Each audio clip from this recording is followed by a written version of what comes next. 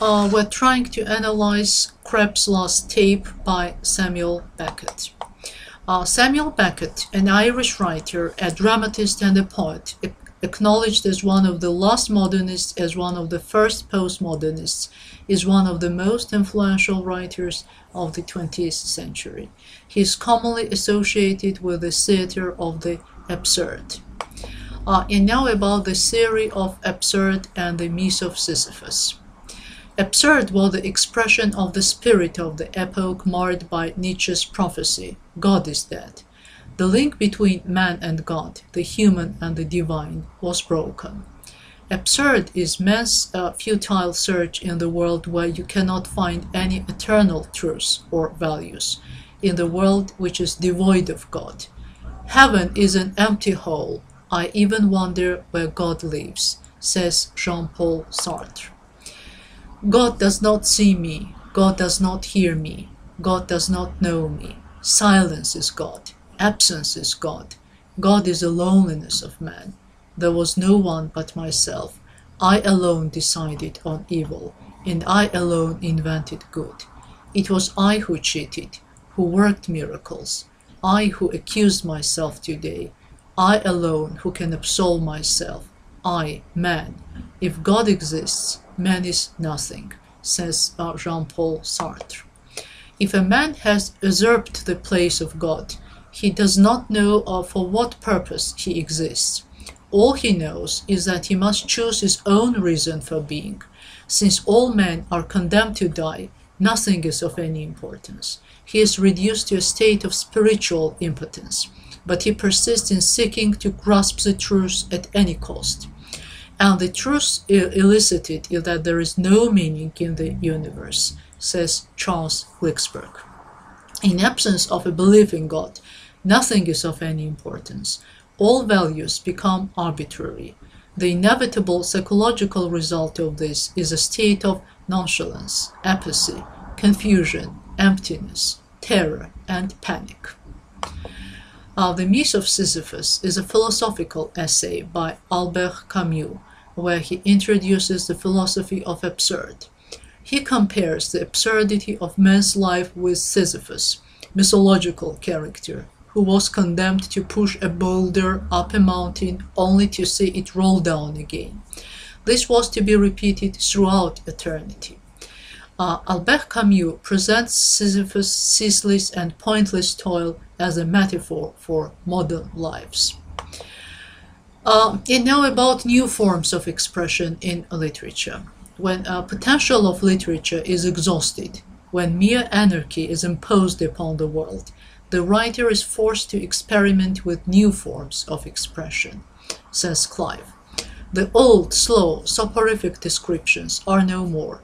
The order of the day is laconism, but every word must be supercharged, high voltage. Syntax becomes elliptical, volatile.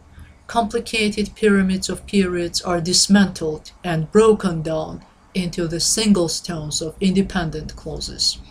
In swift movement, the canonical, the habitual eludes the eye. Hence the unusual, often strange symbolism and choice of words. The image is sharp, synthetic. It contains only the one basic trait, which one has time to seize upon from a moving automobile. A new form is not intelligible to all. For many it is difficult. Maybe the habitual, the banal, is of course simpler, pleasanter, more comfortable. No revolution, no heresy is comfortable and easy, because it is a leap, it is a rupture of the smooth evolutionary curve, and the rupture is a wound, says Howe in his famous book, The Idea of Modern. So in his famous book, The Tragic Vision in 20th Century Literature, Charles Glicksberg writes that the 20th century literature gives expression to a complex, interwoven theme of a Promethean defiance and Sisyphean despair. The evangel of nihilism that Nietzsche prophetically proclaimed in the last quarter of the 19th century has vanquished the realm of the sacred. Later, he stated that the only weapon with which the modern writers can combat the oppressive sense of the victimization of man is to view the human condition from the perspective of irony. The spirit of irony is today woven into the fabric of the tragic vision. The tragic view of life was now incorporated with the comic vein, the sense of the absurd, says Charles Glicksberg. Ironic vision, along with black humor, the sense of absurd, becomes the most recognizable aspect of postmodernism, though the idea of employing irony and black humor did not start with postmodernists, of course.